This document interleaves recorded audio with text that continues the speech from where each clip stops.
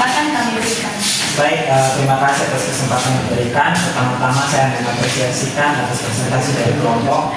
Dan di sini saya akan menanyakan kepada presenter yang pertama, yaitu Saudara Rizali, bagaimana metode penembakan dan metode beda hingga eksplisit digunakan untuk menyelesaikan persoalan numerik dalam kasus proyektil dan persamaan panas, dan apa hasil akhirnya?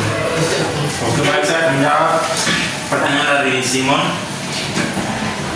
tentang metode penembakan. Di sini metode penembakan digunakan pada kasus lintasan proyektil.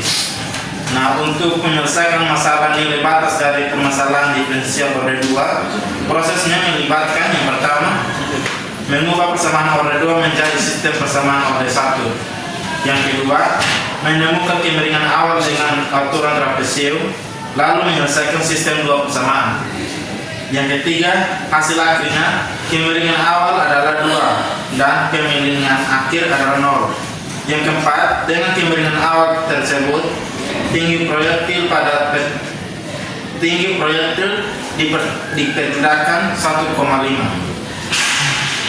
Dan untuk metode beda hingga eksplisit digunakan pada kasus persamaan panas satu dimensi dengan pendekatan grid spasial 5 titik dan waktu. Prosedurnya yang pertama menentukan kondisi awal dan batas, yang kedua menggunakan rumus beda maju untuk turunan waktu dan beda pusat untuk turunan ruang. Dan yang ketiga menghitung nilai temperatur di titik grid untuk dua langkah waktu. Dan untuk yang keempat, hasil akhirnya adalah pada waktu distribusi suhu di titik adalah kedua metode menunjukkan bagaimana teknik numerik dapat digunakan untuk menyelesaikan persoalan fisis yang tidak dapat diselesaikan secara analitik dengan mudah. Apakah jawabannya pas? Baik, terima kasih. Tanya kepada penanya kedua.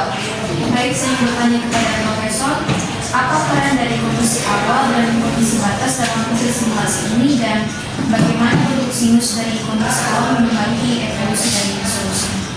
Baik, saya coba menjawab. Kondisi awal menentukan profil awal pada batas, yaitu UX, 0 sama dengan sin PX. Ini berarti pada awal waktu su maksimal berada di tengah batang, X sama dengan 0,5 dan bernilai 1. Sedangkan kedua ujung batang X sama dengan 0 dan X sama dengan 1 bernilai 0. Berarti sinus digunakan karena cocok dengan kondisi batas 0 di kedua ujung, dan juga merupakan solusi eksak dari masalah panas satu dimensi dalam domain.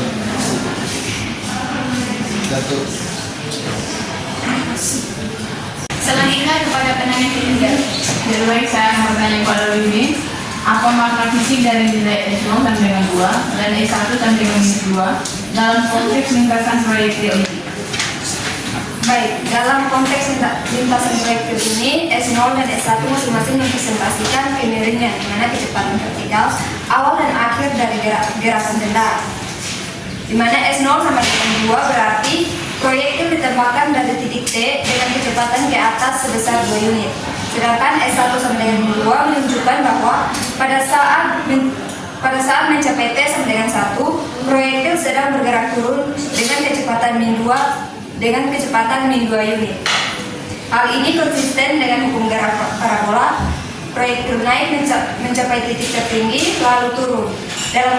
Dalam kasus ini, ketinggian awal dan akhir sama, yaitu Y sama dengan 1, sehingga bentuk lintasannya simetris dan kecepatannya berubah dari positif ke negatif akibat percepatan konstan ke bawah, yaitu Y aksen sama dengan min 4.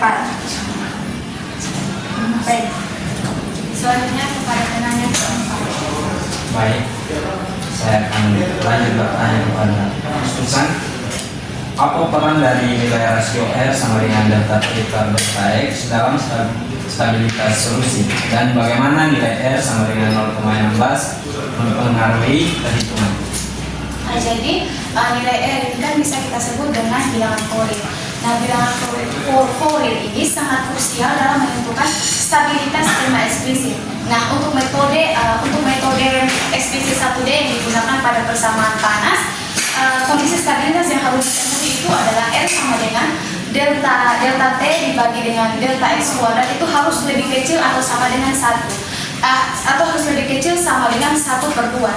Nah, dalam soal diberikan nilai delta T itu sama dengan 0,1 dan 0,01 dan delta X itu sama dengan 0,25. Nah, nilai-nilai ini kita substitusikan ke dalam rumus sehingga kita memperoleh nilai rasionya itu sama dengan 0,16. Nah, kita perhatikan bahwa 0,16 ini lebih kecil dari 1/2. Nah, karena nilainya lebih kecil dari 1/2, skema ini stabil dan aman untuk digunakan dalam iterasi waktu.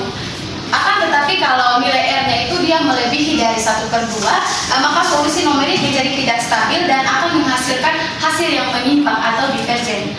Nah, nilai R sama dengan 0,16 juga ini menunjukkan bahwa perpindahan panas dari satu node ke node tetangganya relatif lambat dan memberikan hasil yang lebih halus tanpa osilasi numerik. Apakah menjawab pertanyaan? Selanjutnya kepada penanya kelima. Baik, berikutnya saya akan menanyakan pertanyaan terakhir kepada Rizaldi. Mengapa digunakan metode trapesium dalam penyelesaian soal lintasan proyektil ini dan apa keuntungan penggunaannya? Oke, baik. Metode trapesium ini dipilih karena merupakan salah satu metode numerik yang cukup akurat untuk menyelesaikan persamaan diferensial, terutama saat bentuk eksplisit dari solusinya tidak mudah ditemukan. Dalam kasus ini, kita berhadapan dengan persamaan diferensial OT2 dengan Y double aksen sama dengan negatif 4. Dan kita memiliki syarat batas di 2 titik, Y0 sama dengan 1 dan Y1 sama dengan 1. Metode trapesium ini menghitung nilai pendekatan fungsi pada titik tertentu dengan menggunakan rata-rata dari 2 nilai turunan di titik awal dan titik akhir segmen.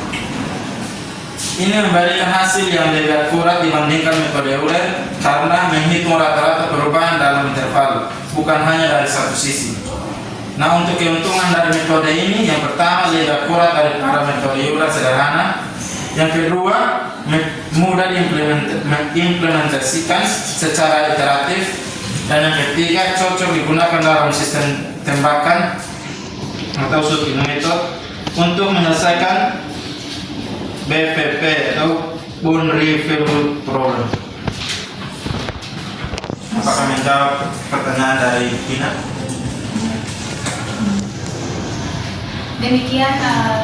Demikian berakhirnya sesi tanya jawab. Terima